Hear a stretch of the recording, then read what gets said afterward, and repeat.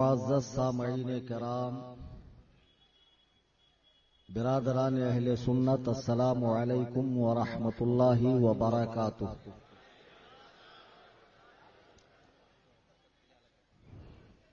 الحمد للہ الحمد للہ الحمد للہ رب العالمین والعاقبۃ للمتقین، والصلاة والسلام على سيد الأنبياء والمرسلين وآله وأصحابه الطيبين الطاهرين، لعنة الله على الرافضين المرتدين إلى يوم الدين. أما بعد،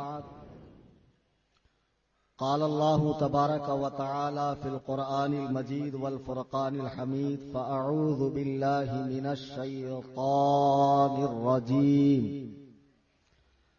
بسم الله الرحمن الرحيم، والذي جاء بالصدق وصدق به أولئك هم المتقون.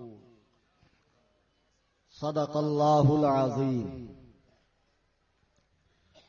اسٹیج پہ موجود موقر علماء کرام، ائمہ مساجد، سادات کرام، سینئر مفتیان کرام اور دور و دراز قرب و جوار سے تشریف لائے میرے سنی، جنتی، حنفی، بریلوی بھائی، آئیے غایت ادب و احترام کے ساتھ نبی اکرم فخر موجودات جناب احمد مجتبی محمد مصطفیٰ ارواحنا فدا صلی اللہ تبارک و تعالی علیہ وسلم کی بارگاہ میں ہدیہ درود و سلام پیش کریں. اللہم صلی علی صلاۃ و سلام علیک یا رسول اللہ صلی اللہ تعالی علیہ وسلم. عزیزان گرامی، جیسا کہ آپ جانتے ہیں آج کے جلسے کا عنوان افضلیت سیدنا صدیق اکبر ہے، اور آج 22 جمادی الاخری کو حضرت امیر المؤمنین خلیفۃ المسلمین سیدنا صدیق اکبر رضی اللہ تعالی عنہ کا وصال ہوا. اسی مناسبت سے آج کی یہ نشست منعقد کی گئی. جلسے کا نام یوں بھی رکھ سکتے تھے: فضیلت سیدنا صدیق اکبر، عظمت سیدنا صدیق اکبر وغیرہ وغیرہ. لیکن جیسا کہ ہم دیکھ رہے ہیں کہ ایک فرقہ جو مدینہ طیبہ میں حضرت عثمان غنی رضی اللہ تعالی عنہ کے دور میں یہودیت سے اسلام میں کنورٹ ہوا، اپنی سازشوں سے وہ باز نہیں آیا، بلکہ اس نے صرف لبادہ چینج کر لیا، لباس بدل لیا، اور اس دور سے آج تک اسلام کی جڑیں کاٹنے میں، تخریب کاری کرنے میں مصروف عمل. اس فرقے کی بعد میں کئی شاخیں ہو گئی اور دنیا کے مختلف کونوں میں، گوشوں میں، شوشوں میں وہ پائے جاتے ہیں. ہمارے یہاں بڑی آسانی سے ہم ان کو پہچان لیتے ہیں. چہرہ بھلے گورا ہو لیکن نیچے سے اوپر تک آپ کو پتا ہے. بہرحال ان سے اہل اسلام کا کوئی تعلق نہیں، نہ ان سے شادی ہے، نہ بیاہ ہے، نہ ہماری مساجد میں ان کا آنا ہے، نہ ان کے ایمان بگاڑے میں ہمارا جانا ہے. غرض کے کسی طریقے کا کوئی تعلق ہمارا ان کا نہیں تھا. لیکن اب بمبئی اور بعض خانقاہوں سے، بعض مزارات اولیاء سے کچھ اس قسم کی ذہنیت کے لوگ ہو گئے جو ان کا جھٹن کھا کے ان کی بولی بولنے لگے، اور عوام یہ دھوکے میں ہے کہ بہت بڑے پیر صاحب ہے، بہت بڑی نسبت ہے، بڑی خانقاہ سے تعلق رکھتے ہیں، امامہ شریف بھی ماشاء اللہ، جبہ شریف بھی 10-20 مریدین پیچھے سے پکڑے ہوئے ہیں، اور باپ دادا کی مسند انہیں جو ہے آئی ہوئی ہے. اقبال نے سچ کہا، میراث میں آئی ہے انہیں مسند ارشاد، زاغوں کے تصرف میں عقابوں کا نشیمن. اب ہم دیکھ رہے ہیں کہ یہ سلسلہ عوامی سطح پر اتنا بڑھ گیا کہ وہ لوگ جن کو دین کی ابتدائی باتیں بھی نہیں معلوم، کتنے ایسے ہیں کہ جن کو اگر پوچھا جائے کہ مسلمان ہونے کے لیے کن کن باتوں کو ماننا ضروری ہے، کن باتوں سے بندہ مسلمان ہوتا ہے، کن باتوں سے بندہ آؤٹ آف اسلام ہوتا ہے، بیسیکلی باتیں ان کو نہیں پتا ہے۔ اگر ان کو آپ پوچھیں کہ بھئی اگر آپ سنی ہیں تو سنی ہونے کے لیے کن کن عقائد کو ماننا ضروری ہے، ان کو وہ بھی نہیں پتا۔ حتیٰ کہ آپ عبادات میں جو روزانہ 5 وقت پڑھی جاتی ہے نماز، اس کی ابتدائی باتیں پوچھ لیں، قرآن کریم ان سے سن لیں، ان سے التحیات سن لیں، وہ صحیح طریقے پر نہیں پڑھ پائیں گے۔ لیکن اس قسم کے لوگ اب ٹرینوں میں، پان پٹی پر، چائے کی ہوٹلوں میں، چوراہے پر، اور جب رات میں تمام لوگ سو جاتے ہیں تو سڑکوں پہ نکل کر ہاتھ میں ان کے عجیب و غریب کڑے، گلے میں کڑے، یا علی کا لاکٹ اور نیلے پیلے ہرے دھاگے ہاتھ میں باندھے ہوئے بہت بڑے محبت اہل بیت کے ٹھیکیدار ماشاءاللہ کہ امام عالی مقام نے جس کے لیے عظیم قربانی پیش کی، اس مشن پر پانی پھیرتے ہوئے پورا حلیہ بگاڑ لیا۔ یہ لوگ بحث کرتے ہیں، بات کرتے ہیں کس پر؟ صحابہ کرام کے بارے میں، ان مقدس نفوس قدسیہ کے بارے میں۔ خدا وندے قدوس و جبروت کی قسم کھا کر میں علماء کی موجودگی میں کہتا ہوں، اگر تم واقعی عاشق رسول ہوتے، عاشق اہل بیت ہوتے تو خدا تمہیں اس دور میں پیدا کرتا، آج بریانی کھانے کے دور میں نہیں، قربانی دینے والے وقت میں تم پیدا ہوتے۔ آج تم یہاں تک ٹھوس ٹھوس کر کھا لیتے ہو اور رات میں بیٹھ کر صحابہ کے فیصلے کرتے ہو، فلانا تو باغی تھا، فلانا تو جہنمی تھا، اس نے تو ایسے کر دیا، اس نے ویسے کر دیا۔ بدبختو، کان کھول کے سن لو، صحابہ کرام کے فیصلے تاریخی کتب سے نہیں ہوتے ہیں، حدیث و قرآن سے ہوتے ہیں۔ اللہ سبحان اللہ۔ تمہاری عقلیں ماری گئی، تم صحابہ کی عدالت لگا کر بیٹھے ہو چوک پر، روڈ پر، وہ تو ایسا تھا، وہ تو ویسا تھا، وہ تو بھینسا تھا، فلانا ایسا تھا۔ تیری ماں تجھ پر روئے کہ نبی کریم صلی اللہ علیہ وسلم کو جو جماعت اللہ نے عطا کی ہے صحابہ کی، وہ ایسی مقدس جماعت ہے کہ قرآن میں رب فرماتا ہے اولئک الذین امتحن اللہ قلوبہم للتقوی، اللہ نے جن کا امتحان لیا، جب وہ امتحان میں کھرے اتر گئے، جب وہ امتحان میں پاس ہو گئے تو قرآن ہی سے سنو، قرآن کہہ رہا ہے والسابقون الاولون من المہاجرین، آنے والے فتح مکہ سے پہلے، فتح مکہ کے بعد، یعنی تمام صحابہ، ان کے بارے میں قرآن کہہ رہا ہے رضی اللہ عنہم ورضوا عنہ، اللہ اس پوری جماعت سے راضی ہے اور یہ لوگ اللہ سے راضی ہیں۔ سبحان اللہ، سبحان اللہ، سبحان اللہ۔ صحابہ سے رضا کا مجدہ قرآن دے رہا ہے کہ اللہ تعالیٰ ان سے راضی ہے۔ اب مجھے بتاؤ، جب اللہ نے ان کا امتحان لیا، آپ مدارس میں جائیے، جامعات میں جائیے، یونیورسٹیز میں جائیے، بھلے کسی مکتب میں چلے جائیے، پرائمری اور ہائی اسکول میں چلے جائیے، ہر جگہ کا ایک ضابطہ ہے، ہر جگہ کا ایک ڈسپلن ہے۔ پہلے کورس کروایا جاتا ہے، اس کے بعد ایگزام میں بٹھایا جاتا ہے، جب وہ امتحان میں پاس ہو جائیں تو اس کے بعد انہیں نمبر دیے جاتے ہیں، انہیں ڈگری دی جاتی ہے۔ آپ کو پتا ہے کہ اللہ تبارک و تعالیٰ نے صحابہ کا امتحان لیا، جب وہ پاس ہو گئے تو فرمایا اللہ ان سے راضی ہے، اور انہیں نمبر کتنے دیے؟ یہ جو میں نے آیت کریمہ تلاوت کی رضی اللہ عنہم ورضوا عنہ، یہ سورہ توبہ کی آیت نمبر 100 ہے۔ اللہ نے صحابہ کو 100 کے 100 نمبر عطا فرما دی۔ سبحان اللہ، سبحان اللہ۔ اور پھر 100 کے 100 نمبر عطا فرما دیے، اور وہ اعد لہم جنات تجری تحتها الانہار، اور یہ ایسی جنت میں داخل کیے جائیں گے جس کے نیچے نہریں بہتی ہے۔ ابھی تو نے جنت دیکھی بھی نہیں، جنت کی بو باس ملی بھی نہیں، ابھی تیرا کوئی ٹھکانہ نہیں ہے بخشش کا، اور تو صحابہ کے فیصلے کر رہا۔ فلانی نے کلیجہ چبایا، اس کا یہ حکم، اس کے بیٹے نے یہ کر دیا تو اس کا یہ حکم اتنا قابل ہو گیا حکم بیان کرے گا. اب یہ بولتے بولتے یہ مرض، یہ بغض صحابہ کا کینسر امیر معاویہ پہ نہیں رکا. خوب اچھے سے سن لو، آن لائن بھی لوگ تقریر سن رہے ہیں.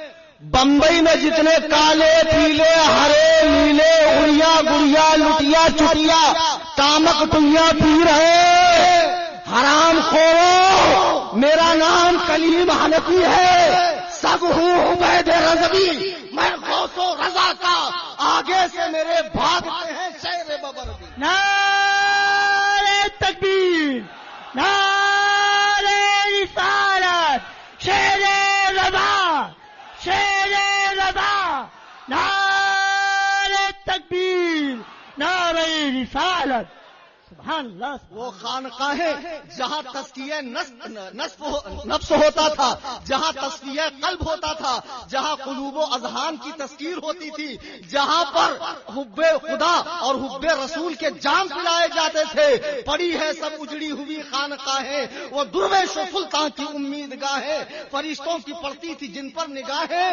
وہ کہاں ہے آج؟ کہاں ہے وہ جذب الہی کے پھندے؟ کدھر ہے وہ اللہ کے پاک بندے؟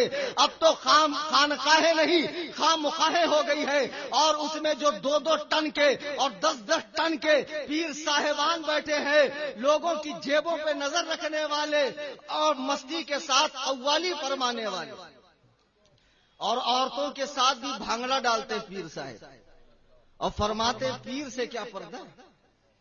ساری جو مستی ہے وہ پیر لے لے اور جتنی سختی ہے وہ مولوی لے لے. شریعت پورا مولوی کی طرح، طریقت مطلب مستی، بھانگڑا ڈالو، فتنے پھیلاؤ، نماز روزے سے فارغ. خدا بندے قدوس و جبروت کی قسم، جو پیر مسجد میں آنے کی صلاحیت رکھتے ہوئے مسجد میں آ کر نماز نہیں پڑھتا، وہ پیر نہیں پیر ہے.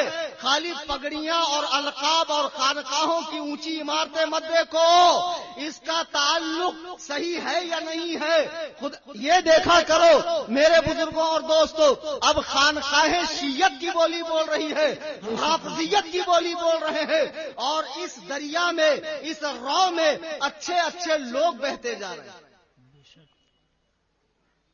بات امیر معاویہ تک ہی نہیں ہے، ہندا اور ابو سفیان تک ہی نہیں ہے، حضرت حبشی تک ہی نہیں ہے.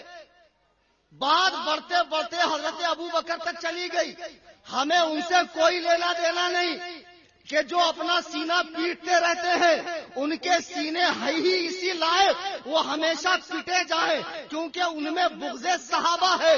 ہمیں ان سے کوئی لینا دینا نہیں ہے، لیکن ان کا جھٹن کھانے والے یہ تفضیلی گروہ جو اپنے آپ کو مولائی کہتا ہے، یہ مولائی نہیں موالی ہے، موالی.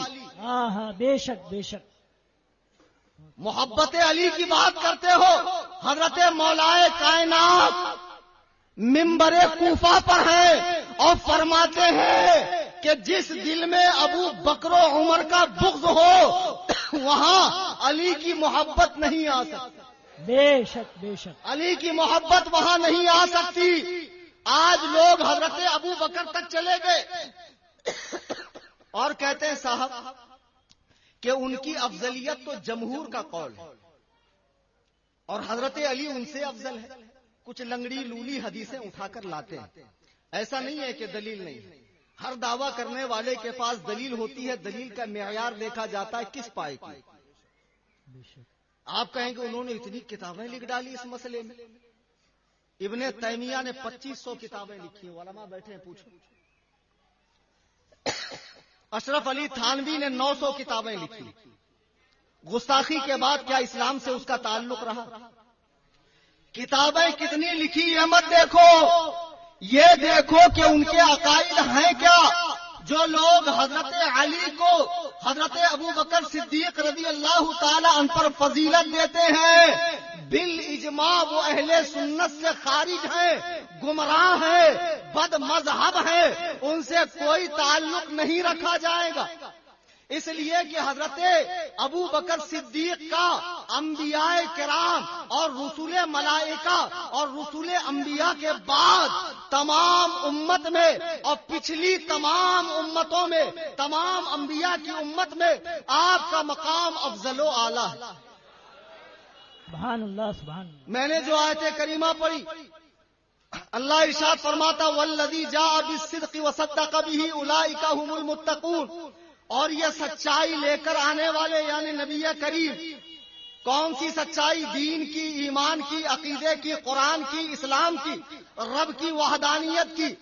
وصدق به اولئک هم المتقون، سچائی لانے والے اور اس سچائی کو قبول کرنے والے، یہ دونوں متقی ہیں. اب اس آیت کی تفسیر دیکھو، حضرت مولائے کائنات اس کی تفسیر کرتے ہیں، فرماتے ہیں اس آیت میں جو دو متقی ہیں اس سے مراد ایک اللہ کے نبی ہیں اور ایک ابو بکر صدیق ہیں.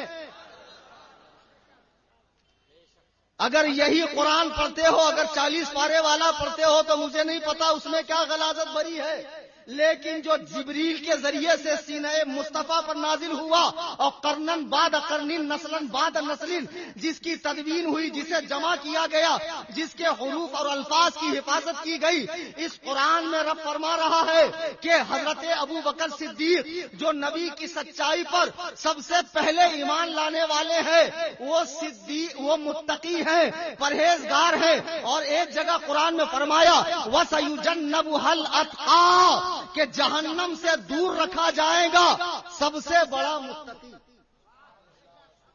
کچھ پلے پڑی یا پھر پیر صاحبوں کے قصے سناؤں، کیونکہ بمبئی میں پیر صاحب بہت بھر گئے.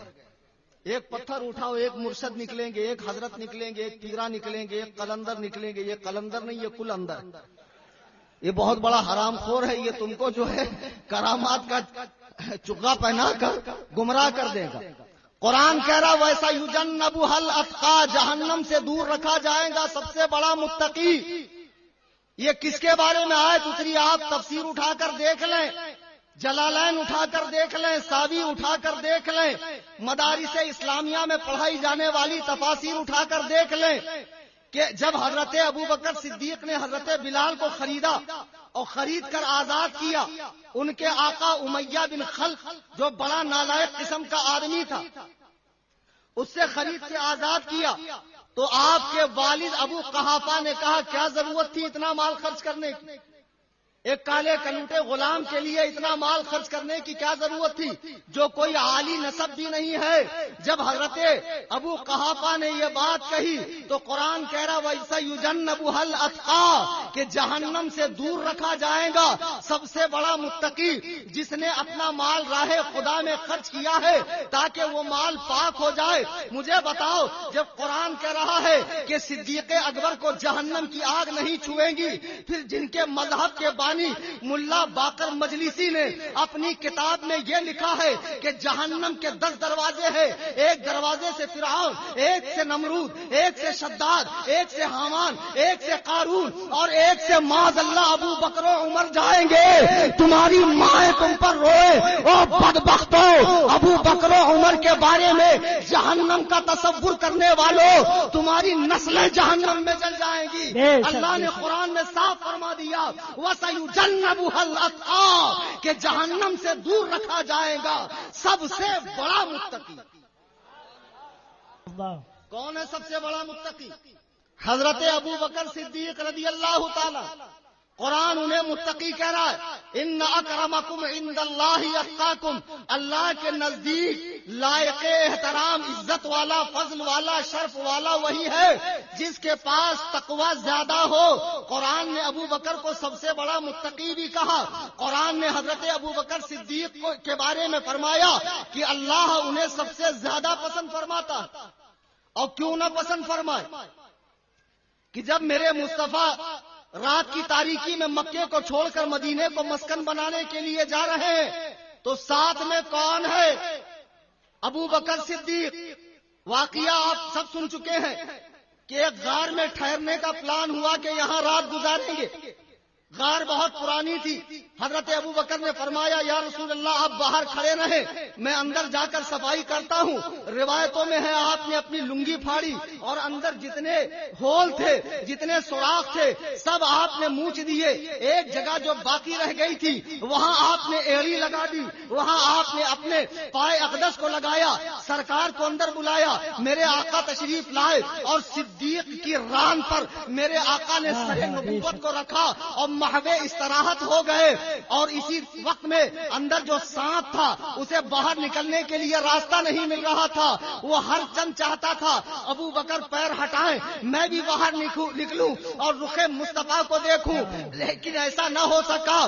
بالآخر سانپ نے کاٹا. اس کی شدت درد کی جب زیادہ ہوئی تو آپ کے آنسو رخسار مصطفیٰ پہ گر گئے. میرے آقا بیدار ہو گئے. فرمایا صدیق تجھے کس بات نے رلایا؟ کہا یا رسول اللہ مجھے سانپ نے کاٹا ہے. میرے آقا علیہ السلام نے اپنا مقدس لعاب دہن نکالا اور صدیق کے قدموں پہ لگا دیا اس جگہ پر جہاں سانپ نے کاٹا تھا. فوراً سانپ کا اثر جو ہے وہ زائل ہو گیا, زہر کا اثر زائل ہو گیا. دیکھو صدیق کو کل بھی سانپ کاٹ رہا تھا, آج بھی سپولے صدیق کے اوپر بھونک رہے ہیں, صدیق کو زبانیں تان کو دراز کر رہے ہیں. لیکن جس کا نگہبان مصطفیٰ ہو اس پر لاکھ بھونک لو کچھ ہونے والا نہیں. بے شک, سبحان اللہ سبحان اللہ. عزیزان گرامی وقار, قرآن کریم سے بھی اور احادیث مصطفیٰ سے بھی یہ غار میں جب میرے آقا ہے تو فرماتے ہیں, قرآن کہتا ہے ثانی یسنین اذ ہما فی الغار اذ یقول لصاحبہ لا تحزن ان اللہ معنا. جب یہ دونوں غار میں تھے تو میرے آقا نے ابو بکر سے فرمایا لا تحزن ان اللہ معنا, غم نہ کر, فکر نہ کر, اللہ ہمارے ساتھ ہے. سبحان اللہ سبحان اللہ. اذ یقول لصاحبہ, اپنے صحابی سے فرمایا. اب جو لوگ شیعت کا جھٹن کھانے کے بعد حضرت ابو بکر کی صحابیت کا انکار کر رہے ہیں, وہ کان کھول کے سن لے حضرت ابو بکر کی صحابیت کا انکار کرنے والے کون ہیں؟ ذرا مجمع بولے تو. اتنے ڈاؤٹ فل ہیں آپ, ہاں تھوڑا کم ڈانٹ کے بول بھائی. کافر ہیں کافر, اور جو آپ کی خلافت کا انکار کرے وہ بھی کافر ہے. مزاروں پر دھمال ڈالنے والے, لوگوں کی جیبوں پہ نظریں رکھنے والے, یہ لال پیلے ہرے نیلے لباس پہن کر, اونچی اونچی ٹوپیاں پہن کر, 10 انگلی میں 20 انگوٹیاں ڈال کر جو لوگوں کو مریداں کرتے پھر رہے ہیں اور اپنی خواہ مخواہوں میں صحابہ کے فیصلے کر رہے ہیں, کان کھول کے سن لو. میرے آقا نے فرمایا لا تحزن ان اللہ معنا, غم نہ کر, اللہ ہمارے ساتھ ہے. صدیق کے ساتھ اللہ ہے, اور صدیق کا مقام بڑا کیوں نہ ہو, افضل کیوں نہ ہو. ہم یہ نہیں کہہ رہے کہ صدیق افضل ہے, ہم یہ کہہ رہے ہیں انبیاء کی مقدس جماعت کے بعد روئے زمین پر تمام انسانوں میں سب سے افضل ابو بکر ہے. بے شک, سبحان اللہ سبحان اللہ سبحان اللہ. سب سے افضل ابو بکر ہیں. اور اس کے لیے آپ حضرت علی ہی کا قول سنیے. حضرت علی کرم اللہ وجہہ الکریم سے ان کے صاحبزادے حضرت محمد بن حنفیہ نے پوچھا, بی بی فاطمہ کے علاوہ بھی آپ نے اور نکاح فرمائے, ان سے اولادیں ہوئی ہیں, تو ایک بیٹے محمد بن حنفیہ بھی ہیں, اور اتنے چہیتے بیٹے ہیں کہ جب دنیا سے جانے کا وقت ہوا مولائے کائنات کے تو امام حسن سے فرمایا میرے بعد محمد بن حنفیہ کا خیال کرنا, میں اس سے محبت کرتا ہوں. سبحان اللہ سبحان اللہ. جب امام حسن کی شہادت کا وقت قریب ہوا تو آپ نے امام حسین کو وصیت فرمائی کہ میرے بعد محمد بن حنفیہ کا خیال رکھنا, کیونکہ ان سے والد گرامی بھی اور میں بھی محبت کرتا ہوں. اللہ اکبر کبیرہ, وہی محمد بن حنفیہ ہے. صحیح بخاری حدیث نمبر 3671 لکھ لو. جو انٹرنیٹ کی معرفت سے دین سیکھتے ہیں اور وہ 10x10 کے کمرے میں بیٹھے ہوئے مرزا کذاب کو فالو کرتے ہیں اور صحابہ کے حوالے سے بکواس کرتے ہیں. محمد بن حنفیہ کی روایت ہے, انہوں نے اپنے باپ سے پوچھا ای الناس خیر بعد رسول اللہ, کہ رسول اللہ صلی اللہ علیہ وسلم کے بعد لوگوں میں صحابہ میں سب سے بہتر کون ہے؟ قال ابو بکر، فرمایا ابو بکر. سبحان اللہ. ثم من، پھر انہوں نے پوچھا پھر کون؟ تو فرمایا ثم عمر، اس کے بعد عمر. تو حضرت محمد بن حنفیہ کہتے ہیں کہ میں نے سوچا کہ پوچھ لوں پھر کون، تو مجھے ڈر تھا کہ آپ عثمان کا نام لیں گے، تو میں نے کہا ثم انتا، پھر تو آپ ہیں.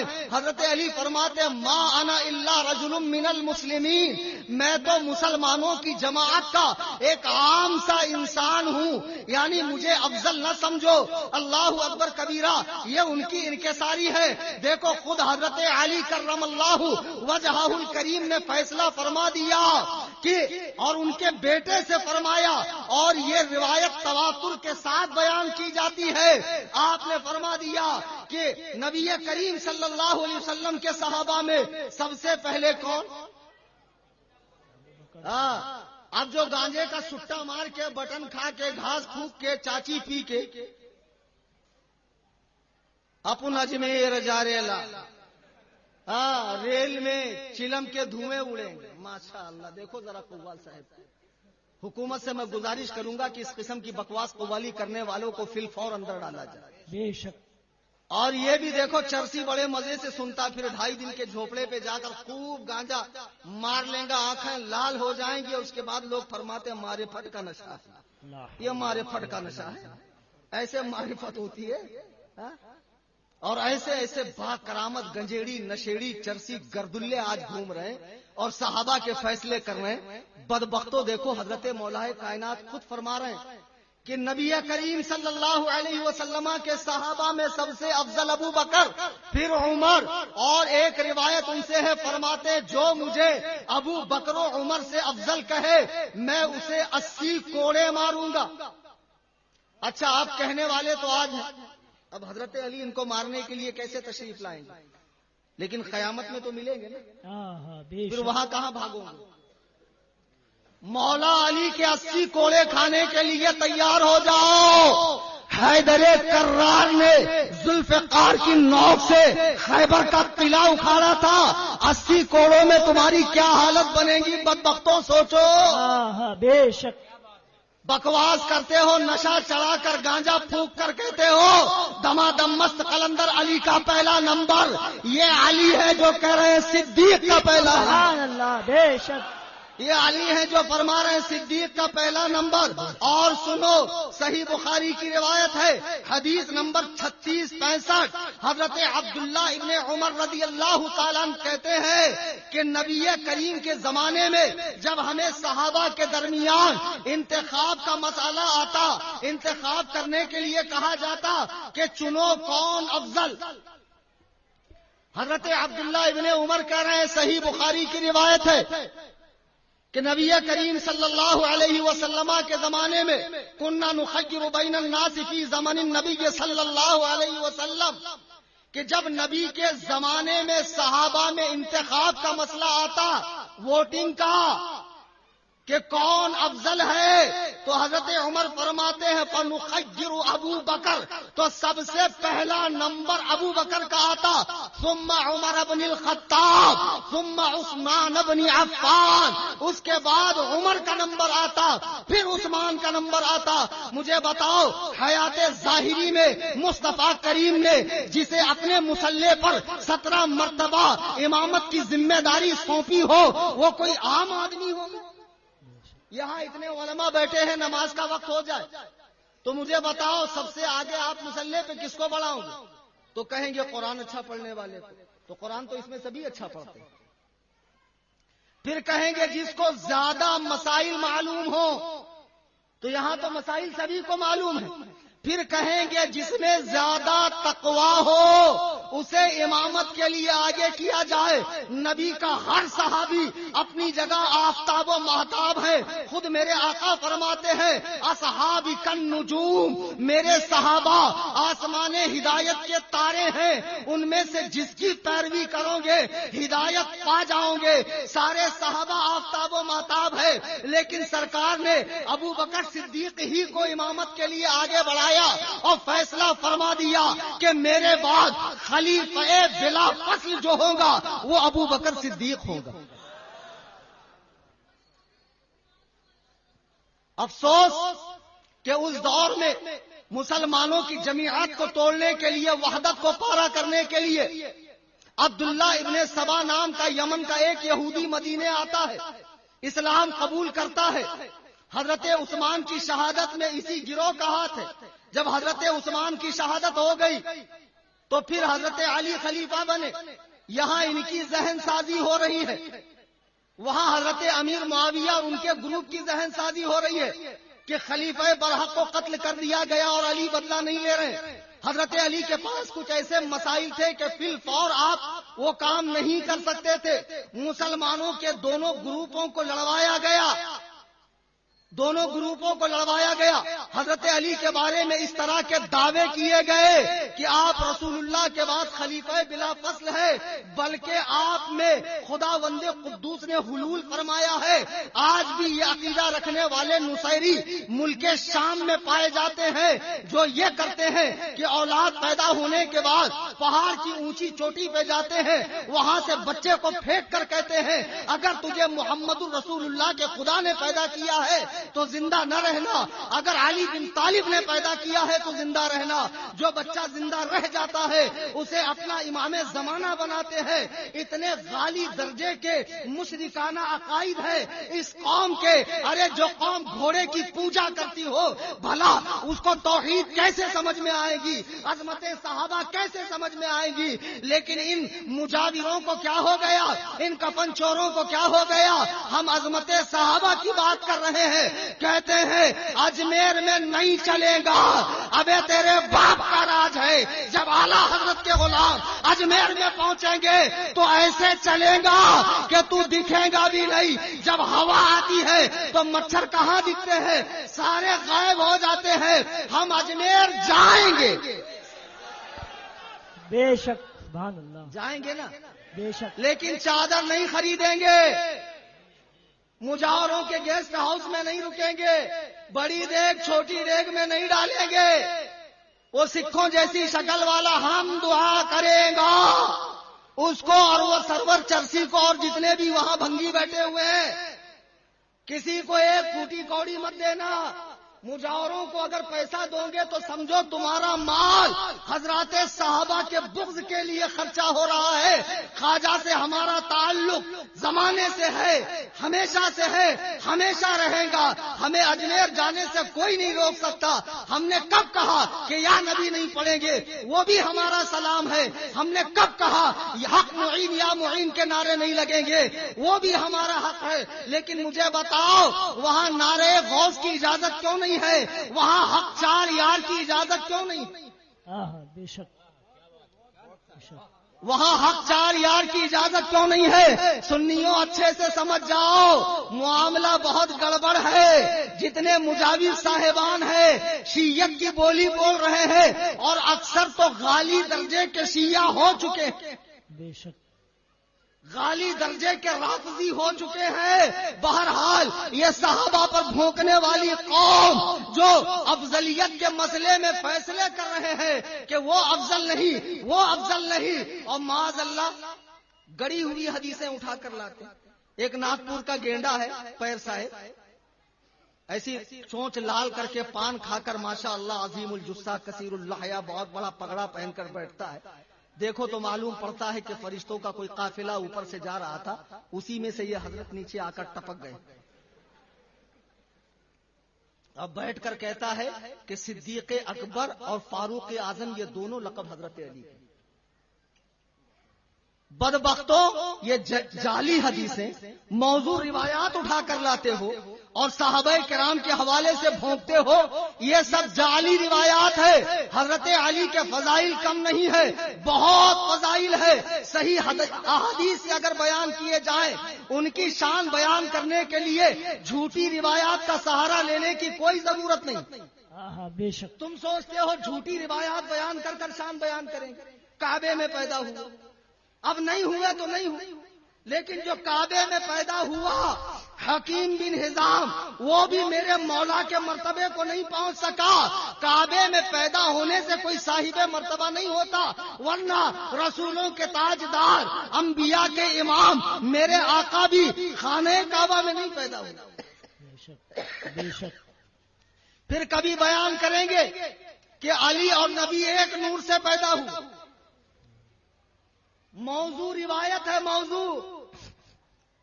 اب لوگوں کو کیا پتا حدیث کیا ہے, اس کی باریکیاں کیا ہے.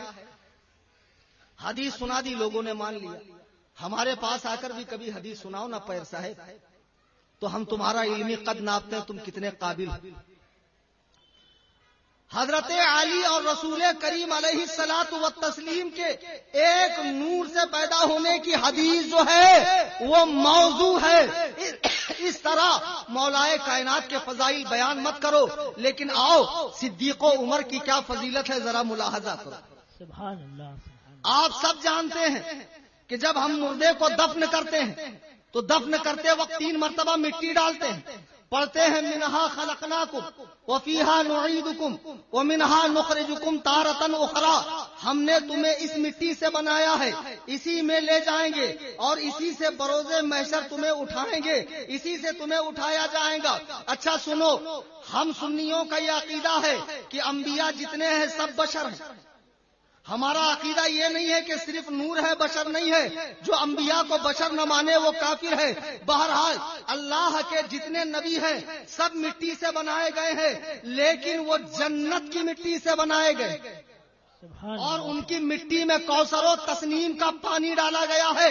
یہی وجہ ہے کہ انبیاء کے جسم پر کیڑے نہیں بیٹھتے, بالوں میں جوئیں نہیں پیدا ہوتی, جسم اطہر پر مکھی نہیں بیٹھتی, پسینہ بدبودار نہیں ہوتا ہے بلکہ پسینہ خوشبودار ہوا کرتا. یہ انبیاء کرام کی خصوصیات ہے. اور میرے آقا فرماتے ہیں اللہ کے کسی نبی کو کبھی احتلام نہیں ہوا, یعنی نیند کی حالت میں غسل فرض نہیں ہوا.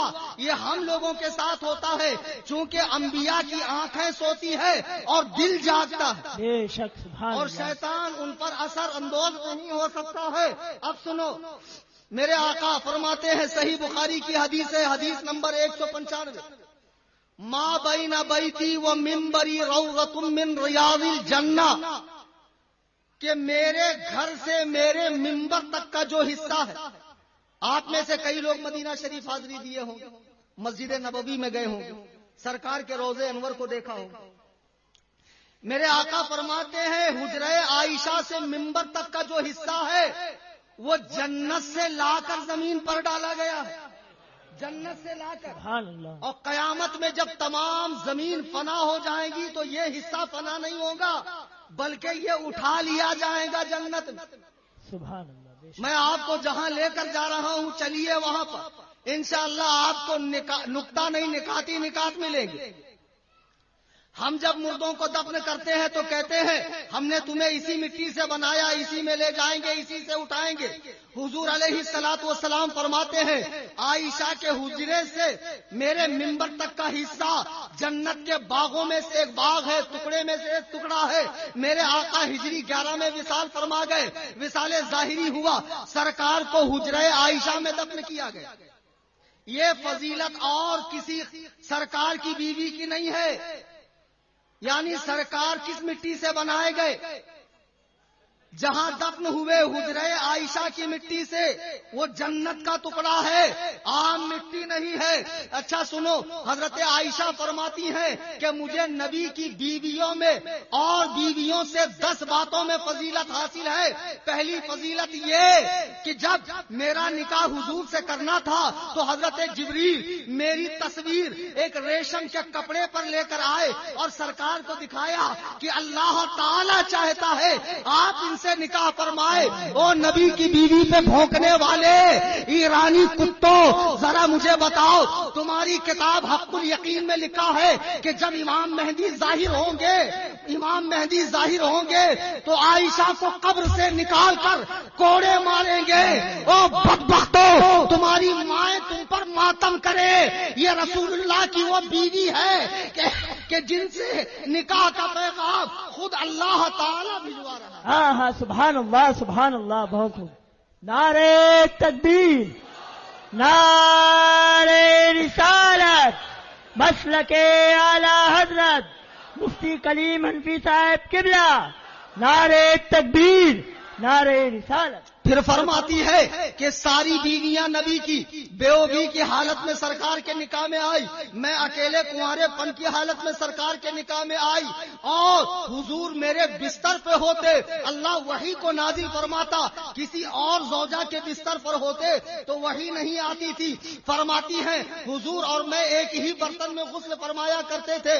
فرماتی ہے حضور علیہ الصلوۃ والسلام نے دنیا سے اس وقت رخصتی لی، اس وقت دنیا کو الوداع فرمایا جب آپ کا سر مبارک میرے کندھے اور چھاتی کے بیچ میں تھا، اور اس طرح انبیاء کا تاجدار اپنے رب کی بارگاہ میں ملاقات کے لیے جا رہا ہے۔ یہ عائشہ کی فضیلت ہے، اور فرماتی ہے کہ میری برات کا اعلان، میری پاکی کا اعلان، میرے پاک و صاف ہونے کا اعلان سورہ نور کی 18 آیتوں میں اللہ تعالیٰ نے فرمایا۔ بے شک، سبحان اللہ سبحان اللہ۔ یہ قوم حضرت عائشہ پر بھی بھونکتی ہے اور بہت بھونکتی ہے، معاذ اللہ، صرف اس لیے کہ حضرت عائشہ حضرت علی سے لڑ گئی، تم ان کی ساری فضیلتوں کا انکار کر دو گے؟ مجھے بتاؤ بدبختوں، حضور کا جو مدفن بنا وہ حجرہ عائشہ ہے کہ نہیں ہے؟ بے شک حجرہ عائشہ ہے۔ اب سنو، اللہ کے نبی علیہ السلام ارشاد فرماتے ہیں، حضرت ابو ہریرہ کی روایت ہے، حلیۃ الاولیاء حدیث نمبر 2390، اللہ کے نبی فرماتے ہیں بچہ جب پیدا ہوتا ہے تو اس کے ناف پر مٹی چھڑکی جاتی ہے، اس کے قبر کی مٹی چھڑکی جاتی ہے۔ ابو عاصم کہتے ہیں اے لوگوں، تم ابو بکر و عمر جیسی فضیلت نہیں پا سکتے، اس لیے کہ ابو بکر و عمر کی مٹی نبی کے مٹی سے ملی ہوئی ہے، یعنی وہ سرکار کی مٹی سے پیدا کیا گیا۔ بے شک، سبحان اللہ سبحان اللہ۔ اتنا ہی نہیں بلکہ حدیث پاک جو امام اہل سنت رضی اللہ تعالیٰ عنہ نے بھی فتاوی افریقہ میں حضرت عبداللہ ابن عباس کی روایت نقل کی ہے، فرمایا کہ ابو بکر و عمر نبی کریم صلی اللہ علیہ وسلم کی مٹی سے بنائے گئے ہیں۔ مجھے بتاؤ نبی کے پہلو میں کون لیٹا ہے؟ ابو بکر و عمر لیٹے ہیں، تو وہ کس مٹی سے بنے؟ جنت کی مٹی سے بنے ہیں، جنہیں سرکار نے جنتی فرمایا، جنہیں قرآن نے کہا جہنم سے دور ہے، جن کے بارے میں نبی فرماتے ہیں میں نے دنیا میں ہر ایک کے احسان کا بدلہ دے دیا سوائے ابو بکر کے احسان کے بدلے کے، ابو بکر کا بدلہ میں نہیں دے سکا، جو جنتی مٹی سے بنائے گئے نبی کے پہلو میں لیٹے ہوئے ہیں، جہاں 70,000 ملائکہ قدم بوسی کے لیے درود و سلام عرض کرنے کے لیے آتے ہیں، اور دنیا بھر سے کروڑوں زائرین آقا کی بارگاہ میں پہنچتے ہیں۔ مجھے بتاؤ اب بھی تمہیں شک ہے ابو بکر و عمر کی بخشش کے بارے میں؟ او بدبختوں، ابو بکر و عمر تو رسول کریم علیہ السلام کی مٹی سے یعنی جنت سے بنائے گئے ہیں اور سرکار کے پہلو میں لیٹے ہوئے ہیں۔ سبحان اللہ۔ ایک مرتبہ میرے آقا نے کہا ابو بکر ابھی ابھی جبریل آئے اور مجھے خبر دی کہ وہ فلانا محل جنت میں وہ آپ کے لیے، تو ابو بکر نے کہا یا رسول اللہ کاش میں اس محل کو دیکھ پاتا۔ میرے آقا فرماتے ہیں ابو بکر فکر نہ کرو، اس محل میں جنت میں میرے ساتھ تم رہو گے، میرے ساتھ تم رہو گے۔ ابو بکر کا جنتی ہونا ایسا ہی قطعی اور یقینی ہے جیسا یقینی یہ کہ جنت ہے۔ اگر ابو بکر و عمر جنتی نہیں ہے تو رب کعبہ کی قسم پھر جنت کا بھی وجود نہیں ہے۔ کان کھول کے سن لو، جو لوگ صحابہ پہ بھونک رہے ہیں اور شیعوں کا دیکھا دیکھی، یہ جو اڑیا گڑیا لٹیا چٹیا پیر کے مرید بننے والے ہیں، ہم فلانے مخملی کے پیر ہیں، ہم ٹاٹ والے کے پیر ہیں، ہم جھنڈے والے کے پیر ہیں، اور آپ تھوڑا سا آگے چلے جائیے ساؤتھ انڈیا کرناٹک کے علاقے میں، وہاں ہر شخص کے 4 پیر ہیں، اور ایسے عجیب و غریب پیر صاحبان ہیں، نماز روزے سے لوگوں کو فارغ کر دیا، اور ایسے جاہل پیر صحابہ کرام کے بارے میں بھونک رہے ہیں اور لوگ ان کی بولی بول رہے ہیں۔ اے افضلیت سیدنا صدیق اکبر کانفرنس میں آنے والوں، عزم مصمم کر کے اٹھو کہ صحابہ کے بارے میں ہم محتاط رہیں گے۔ اہل سنت و جماعت کا جو سچا مذہب ہے کہ نبی کے سارے صحابہ عادل ہیں، ثقہ ہیں، جنتی ہیں، اللہ تعالیٰ ان سے راضی ہے، وہ سب جنت مکین ہو چکے ہیں، اسی عقیدے پر قائم رہیں گے۔ کہو انشاءاللہ۔ رافضیت کی بولی مت بولو ورنہ بہت پچھتاؤ گے. خدا کی قسم پھر نہ یہاں کے رہو گے نہ وہاں کے رہو گے نہ ادھر کے رہو گے نہ ادھر کے رہو گے, ادھر کے ہو جاؤ گے. صحابہ کے بارے میں محتاط ہو جائیے. آج افسوس کہ کھلم کھلا حضرت ابوبکر صدیق کی افضلیت کو چیلنج کیا جا رہا ہے, جبکہ افضلیت صدیق اکبر کا عقیدہ یہ اجماع سے ثابت ہے اور اجماع کا منکر گمراہ ہے. قرآن کہہ رہا ہے غیر سبیل المؤمنین نولہ ما تولی ونصلہ جہنم وساءت مصیرا. جو مسلمانوں کے راستے سے جدا راستہ چلے ہم اسے چلنے دیں گے, لیکن قیامت میں جب ہمارے پاس آئے گا تو ہم اسے جہنم میں داخل کریں گے. مسلمانوں, اجماع امت کے عقیدے سے الگ مت ہو. آج یہ عزم مصمم کر کے اٹھو کہ صدیق کا, عمر کا, عثمان کا اور حضرت علی کا چوتھا نمبر. یہی اہل سنت کا عقیدہ ہے. جو اس کے علاوہ بولے وہ رانگ بولی بول رہا ہے. میرے بزرگوں, دوستو, اللہ تعالیٰ آپ سب کو شاد و آباد رکھے. اور یہ بیان سن کے آن لائن بھی کافی لوگ سن رہے ہیں, بڑی تعداد میں. تو ایک بات بتا دوں کہ میں کرلا ہی میں رہتا ہوں. میرے جانے کے بعد ہو سکتا ہے کل کوئی انٹرنیٹ پہ چھوٹی سی کلپ ڈالے. ایک بابا ہے, بہت ضرورت سے زیادہ قابل ہے, پتہ نہیں وہ کس مدرسے کے فارغ ہیں. جب وہ اردو بولتے ہیں تو معلوم پڑتا ہے کہ اگل رہے ہیں. ہمارے مولانا توکل صاحب ہیں, فرمانے لگے حضرت ذرا اس کی خبر لیجئے. میں نے کہا بیچارے کو کوئی جانتا نہیں ہے, دو چار مریدوں کے علاوہ. نام لے لوں گا تو خامخواہ فیمس ہو جائے گا. ہمارے سامنے مناظرے میں آیا تھا, گینڈا سوامی کرسی پہ بیٹھا ہوا, کتابیں نیچے رکھی ہوئی. میں نے کہا نیچے بیٹھو بدبخت, تمہیں اتنی تمیز نہیں ہے. کلام اللہ نیچے رکھا ہے اور حدیث کی کتابیں نیچے رکھی ہیں. تو وہ پیر صاحب ہے تو بہرحال اٹھ گیا وہ. اس کے بعد سے وہ کنٹینیو ویڈیوز بنا کے ڈالتا. کچھ اس کے بھی دو چار ماننے چاہنے والے, بہت زیادہ تو فیمس نہیں ہے. پہلے ٹائر پنچر کا کام کرتے تھے لیکن دکان چلی نہیں, تو سب سے آسان بنا موڑی کا دھندا کیا ہے؟ ابن رشد کہتا ہے لوگوں کو بیوقوف بنانا ہے تو مذہب کا لباس پہن لو. اور یہ بنا موڑی کا بہت اچھا دھندا ہے. خوب بال بڑھا لو, ایڑے چالے کرو. مستان ہے, بہت بڑے مجذوب ہیں, بہت پہنچیلے ہیں, بہت یہ ہے. اور پیر صاحب بھی کم چاپلوس نہیں ہوتے, جگہ جگہ ایجنٹ چھوڑے ہوئے ہوتے ہیں. پیر لوگ بڑے ہوشیار ہوتے ہیں آج کل. ایک شاعر صاحب نے مجھے اپنا واقعہ بتایا.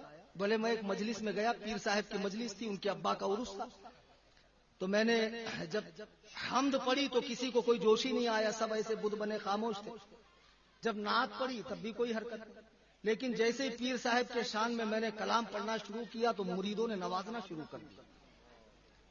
اب نوازنا شروع کیا تو شاعر صاحب فارغ ہوئے تو بعد میں کہا حضور میں حج کے لیے جا رہا ہوں, آپ بھی جائیں گے؟ کہا اس سال میں بھی آ رہا ہوں. بہرحال شاعر صاحب چلے گئے حج کے لیے, پیر صاحب نہیں جا سکے. شاعر صاحب وہاں سے واپس آئے تو پھر ایک مرتبہ جلسہ ہوا تو شاعر صاحب نے یوں ہی پھکی مار دی, یوں ہی چھوڑ دیا پڑیا. بولے جب میں حج کر رہا تھا تو کیا دیکھتا ہوں کہ خانہ کعبہ میں میرے آگے آگے آپ کے پیر صاحب چل رہے, مقام ابراہیم پر آپ کے پیر صاحب, مساح پر آپ کے پیر صاحب, مسجد نبوی میں آپ کے پیر صاحب. اور کیا مریدین. لوگوں نے کہا لیکن ہمارے پیر صاحب تو اس سال حج کے لیے گئے نہیں. تو کہا جو میں نے دیکھا وہ جھوٹ ہے. تو لوگوں نے پیر صاحب کو جا کر بتایا حضور آپ اس سال گئے نہیں لیکن شاعر صاحب ایسا کہہ رہے ہیں. تو پیر صاحب بھی بہت چالو چیز تھی, بہت فارورڈ تھے, بہت اسمارٹ تھے. اسٹیج پر آ گئے کہ آہا آپ نے فقیر کا راز فاش کر دیا, آپ نے فقیر کا راز فاش کر دیا. بہت چالو چیز ہے پیر صاحب لوگ. کان کھول کے سن لو, پیر میں 4 باتیں ضروری. نمبر 1, پیر ٹناٹن کھناکھن ٹنچ سنی ہونا چاہیے جو اس زمانے میں مسلک اعلی حضرت پر ہو. نمبر 2, پیر کا سلسلہ نبی کریم تک ملنا چاہیے, اتصال سلسلہ. یہ جو 22 فٹ کے بال رکھے ہوئے ہیں، کوئی کسی کا ملنگ بن رہا ہے، کوئی کسی کی دیوانی بن رہا ہے، کوئی کسی کی سہاگن بن رہا ہے، کوئی کسی کی ناگن بن رہا ہے، کوئی کسی کی ابھاگن بن رہا ہے، کوئی پیلے وسط پہن کے گھوم رہا ہے، مجھ پہ نماز روزہ معاف ہے، کوئی چوڑی اوڑی ڈال کے کڑا پہن کر ناک میں نتنی باندھ کر موسیٰ کی سہاگن بن رہا ہے۔ ہم تو مجذوب ہیں، ہم پر نماز نہیں ہے۔ حرام خورو، کھاتے وقت 72 قسم کے آئٹم ٹھوس ٹھوس کے کھاتے ہو، لیکن جب نماز کا وقت آتا ہے تو مجذوب بنتے ہو۔ سچا مجذوب تو وہ ہے کہ جسے ہوش ہی نہ ہو، کھانے پینے کا برابر ہوش ہے، مریدنیوں کے ساتھ ڈانس کرنے کا ہوش ہے، مالدار مریدوں کو آگے بلانے کا ہوش ہے، لیکن جب روزے اور نماز کی بات آئے تو پھر شریعت ان سے اٹھا لی جاتی ہے۔ بہرحال نمبر 2، پیر کا سلسلہ سرکار تک ملنا چاہیے۔ نمبر 3 یہ اسے اتنا علم ہو کہ عقائد کے مسائل وہ کتابوں سے نکال سکے اور مریدوں کو بتا سکے۔ اور نمبر 4 متبع سنت ہو۔ آج جن کا دن ہم منا رہے ہیں، ابو بکر صدیق، خدا کی قسم پہلے مسلمان، نبی پہ ہر وقت جان چھڑکنے والے، سفر و حضر میں نبی کے ساتھ رہنے والے، اپنا سارا مال غزوہ تبوک کے موقع پر راہ خدا میں خرچ کرنے والے، وہ صدیق اکبر کہ جن کو حضور نے 17 نمازوں کے لیے آگے بڑھایا، وہ صدیق اکبر کہ حضرت عائشہ کی گود میں سرکار سر رکھ کے لیٹے ہوئے ہیں، چاندنی رات ہے، آسمان پہ تارے بھی جھلملا رہے ہیں۔ اما عائشہ پوچھتی ہیں یا رسول اللہ، کیا کسی شخص کی نیکیاں اتنی ہوں گی جتنے آسمان میں تارے ہیں؟ حضور نے فرمایا ہاں، عمر کی نیکیاں اتنی ہے۔ حضرت عائشہ تڑپ گئی، یا رسول اللہ جب عمر کی نیکیوں کا یہ عالم ہے تو میرے باپ ابو بکر کی نیکی کا عالم کیا ہے؟ اللہ کے نبی فرماتے ہیں اے عائشہ، عمر کی ساری نیکیاں ابو بکر کی ایک نیکی کے برابر۔ بے شک نعرے تکبیر، نعرے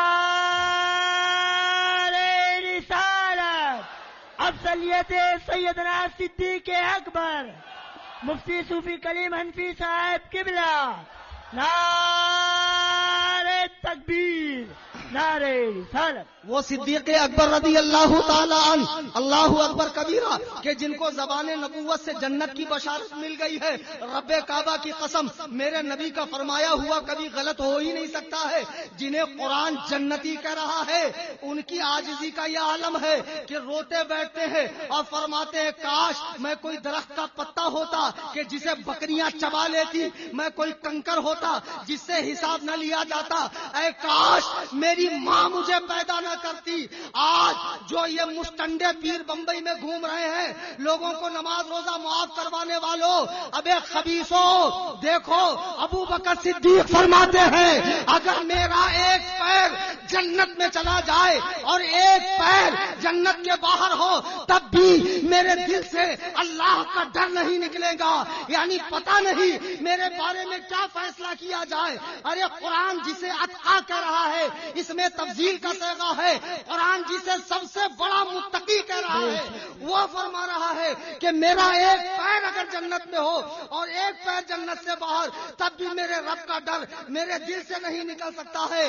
تم کیسے بے خوف ہو گئے؟ تم اذان ہوتی ہے مریدوں کے ساتھ قوالیاں کرتے ہو، بھانگڑے ڈالتے ہو، علماء سے دشمنی کراتے ہو، لوگوں کو کہتے ہو ملا کا دین الگ ہے، مولا کا دین الگ ہے۔ ابے او خبیثوں، گنجیڑیوں، نشیڑیوں، ابے او چلم پھونکنے والے، حرام خورو، مولا علی کے صحیح جانشین یہ علماء کرام۔ ہاں ہاں بے شک، سبحان اللہ سبحان اللہ سبحان اللہ۔ مولا علی شہر علم کا دروازہ ہے، مولا کا چاہنے والا علم والا ہوگا۔ ایسے بھنگی نہیں ہوں گے کہ جنہیں سورۃ الفاتحہ تک نہ آتی ہو۔ خدا کی قسم ایسوں کے چکروں میں نہ پڑو، نہ ان سے دعا تعویذ لو، نہ ان کی خامخواہوں میں جاؤ، نہ ان کے باپ دادا جو مر کھپ گئے اور جن کی مزاریں بن گئی ہیں وہاں جا کر ان کے عرسوں میں شرکت کرو۔ جو بدعتی ہیں، صحابہ پر بھونکنے والے بد مذہب ہیں، ان سے ہر تعلق توڑ لو۔ بے شک۔ اب بہت بھونکیں گے صاحب، تو ایک بات بتا دوں کہ جن کو مناظرے کا شوق چل رہا ہے، افضلیت صدیق اکبر کے عنوان سے، حضرت امیر معاویہ کے عنوان سے، حضرت سفیان و ہندا کے عنوان سے، میں کرلا میں رہتا ہوں، میرا نمبر بھی نیٹ کے اوپر اویلیبل ہے، آ جانا انشاءاللہ الرحمن آپ کا شوق پورا کر دوں گا۔ ہاں ہاں بے شک۔ آئی سمجھ میں بات؟